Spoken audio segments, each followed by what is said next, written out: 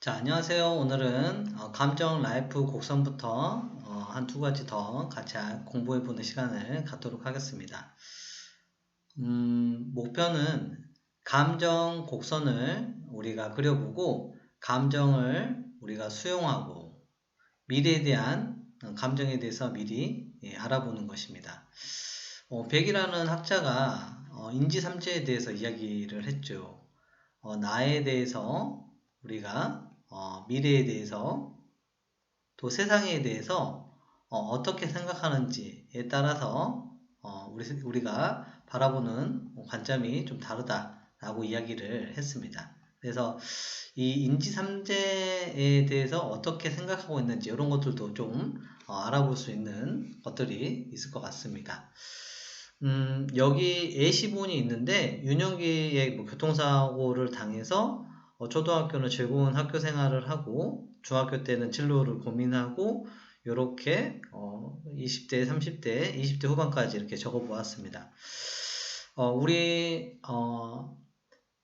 우리가 살면서 행복의 기준은 여러 가지가 있겠지만 우리의 감정의 주인이 되는 것들도 행복의 기준이라고 생각합니다.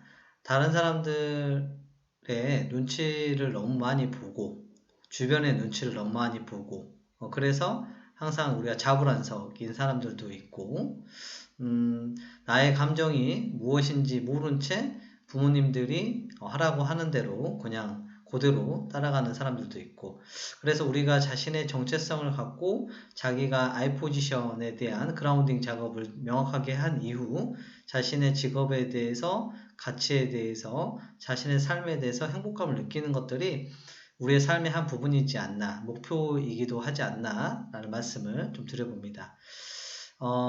아이들한테 자기가 갖고 있는 삶에서 이렇게 어떻게 좀 감정적으로 느끼고 왔는지에 대한 것들을 한 번씩 이렇게 그려보라고 이야기를 한 이후에 중요한 거는 우리가 충분히 경청하는 태도를 가져야겠죠. 그래, 많이 힘들었겠다.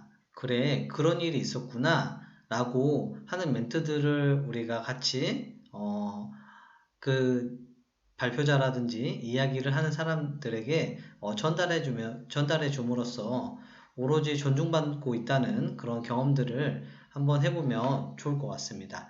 그래서 내가 앞으로 미래에 대해서 어떻게 생각하고 있는지에 대해서 한번 알아보고 또 나에 대해서 어떻게 생각하고 있는지 또 세상에서 주변에서 도와주는 사람들이 있는지 아니면 어떻게 또 그 어떠한 세상에서 살아가고 있는지에 대한 것들을 같이 이야기해보는 시간을 같이 해보면 좀 좋을 것 같습니다.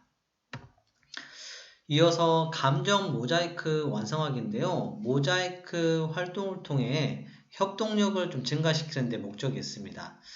A4 용지에 하셔도 되고요. 아니면 도화지에다가 글자를 이렇게 행복한이라는 글자를 작성을 하고 조각은 10조각 정도 하셔도 되고 8조각 정도 하셔도 됩니다. 그래서 모든 별로 한 세트씩 나눠 주어서 서로 조각을 맞추게 하는 활동입니다. 우리가 감정에 대해서 어떤 감정 데이, 공감 데이를 학교에서 지정을 해서 감정에 대한 중요성에 대해서 학습하도록 하고 그런 것들이 우리가 공감 배려 문화 이끌이로 나아갈 수 있는 그런 학생들이 될 수 있게끔 또 가르치는 데 의의가 있도록 있는 것 같습니다.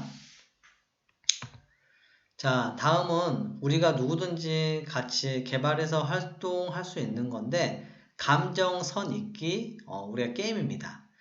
우리가 놀이로 크는 인간이라는 이야기를 호이징거라는 학자가 했는데요. 우리는 놀이를 굉장히 중요하는 거죠. 아이들은 놀이를 통해서 학습하는 게 또 굉장히 많이 있습니다. 목표는 선 읽기를 통해 감정을 알아보고 자신의 감정을 만들어 보는 것들이 굉장히 필요할 수 있겠습니다. 한번 만들어 보겠습니다. 1번, 2번, 3번, 4번, 5번, 6번 그 다음에 A, B, C, D 자, 여기도 한번 해볼게요. 1번, 2번, 3번, 4번 그 다음에 A, B, C, D 어떤 글자인가요? 바다라는 글자입니다. 네. 다음 거 한번 또 해보도록 하겠습니다. 자, 1번, 2번, 3번, 4번, 5번, 6번, 7번. 1번, 2번, 3번, 4번, 5번, 6번, 7번, 8번. A, B, C, D, E, F. 어떤 글자인가요? 슬픔이라는 글자입니다. 자, 마지막 한번 해보도록 하겠습니다. 1번, 2번, 3번, 4번, 5번, 6번. 1, 2, 3, 4, 5, 6, 7, 8, 9, 10, 11. 사랑이라는 글자입니다. 이렇게 우리가 숫자로 감정 선입기 등을 통해서 아이들의 감정을 좀 게임을 통해서 이렇게 알아보는 것들, 자신의 감정을 표현하는 것들, 한 명이 문제를 번호를 내고 다른 친구들이 맞춰가게끔 하는 것들도 그 친구의 감정에 대해서 궁금해하고 알아가고 하는 과정들을 겪다 보면 그 친구를 우리는 이해하게 되고, 이해하게 되면 어떻게 돼요? 관계가 생기죠? 그래서 우리 이해관계라고 하죠. 관계가 생기면 공감을 할 수 있고, 공감을 하다 보면 배려라는 걸 할 수가 있고, 배려를 하다 보면 협동이라는 걸 우리가 할 수 있습니다. 자, 다음 시간에 또 찾아뵙겠습니다. 다음 시간에 만나요.